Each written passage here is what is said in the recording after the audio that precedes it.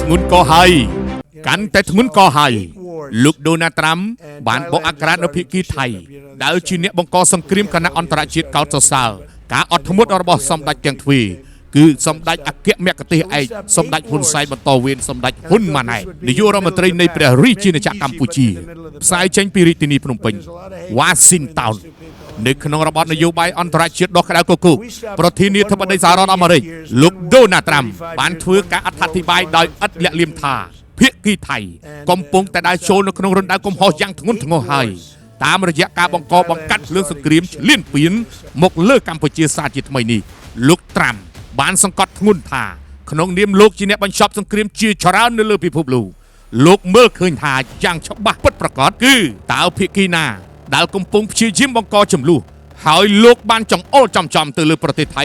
ដែលជាអ្នកចាប់ផ្ដើមសកម្មភាពយោធាមុនស្របពេលជាមួយគ្នានេះដែរពិភពលោកបានសម្លឹងឃើញថាពីភាពចាស់ទុំខាងនយោបាយនិងភាពអត់ធ្មត់កម្រិតខ្ពស់របស់រាជរដ្ឋាភិបាលកម្ពុជាសម្ដេចអគ្គមហាសេនាធិការហ៊ុនសែនអគ្គមគ្គទេសឯកសន្តិភាពនិងសម្ដេចមហាបវរធិបតីហ៊ុនម៉ាណែតនាយករដ្ឋមន្ត្រីបន្តវេននៃព្រះរាជាណាចក្រកម្ពុជាបានប្រកាន់ខ្ជាប់នៅគោលការណ៍សន្តិភាពជាអតិភិបខ្ពស់បំផុតទោះបីជាភាគីថៃព្យាយាមបញ្ជះកំហឹងយ៉ាងណាក៏ដោយនិងបង្កហេតុនៅតាមព្រំដែនយ៉ាងខ្លាំងក្លាក៏ដោយក៏សម្ដេចទាំងទ្វេ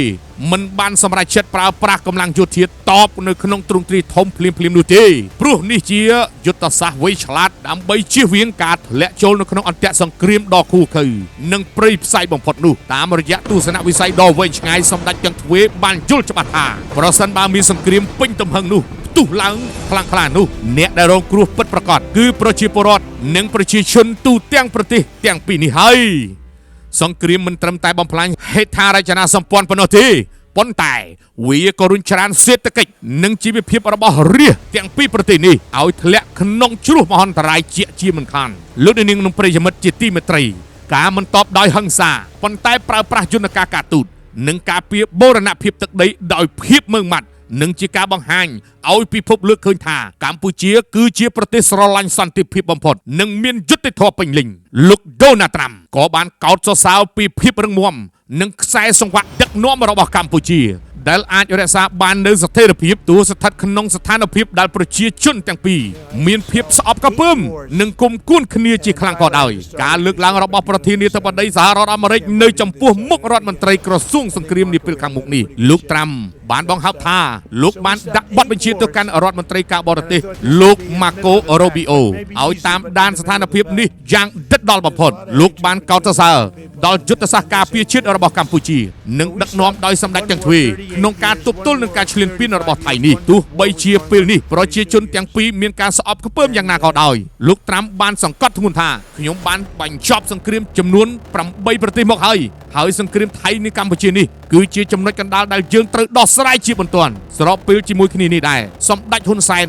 និងសម្ដេចមហាបវរធិបតីហ៊ុនម៉ាណែតត្រូវបានគេមើលឃើញថាកំពុងប្រកាន់ខ្ជាប់កំពុងប្រកាន់ចំហសន្តិភាពជាអតិភិបបំផុតប៉ុន្តែមើងម៉ាត់បំផុតក្នុងការការពារបូរណភាពទឹកដី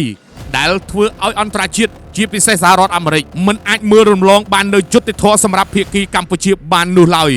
ការប្រកាសសាច់ដុំយោធាវាយចម្បាំងថ្មីរបស់លោកត្រាំអមដោយការលើកឡើងនៅបញ្ហាព្រំដែនកម្ពុជាបានក្លាយជាចំណាប់អារម្មណ៍យ៉ាងខ្លាំងពីមជ្ឈដ្ឋានអន្តរជាតិចំពោះសន្តិភាពនៅក្នុងតំបន់អាស៊ីអាគ្នេយ៍